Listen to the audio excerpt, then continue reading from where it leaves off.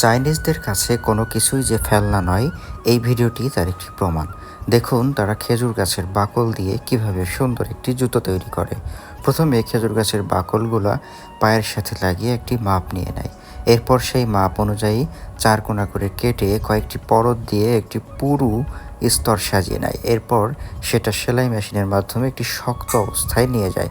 এরপর যে সোল রয়েছে জুতার, তার সাথে মাপ দিয়ে সুন্দর করে সেই সোলের সাথে অ্যাটাচ করে সেলাই করে নেয়।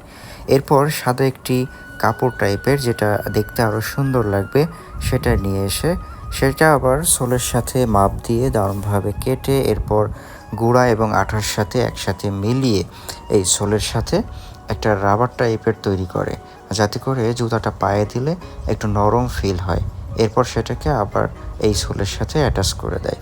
এভাবে তারা কিন্তু ফেলে দেওয়া জিনিসটা দিয়েও দারুণ সুন্দর জুতা তৈরি করে দেখাচ্ছে।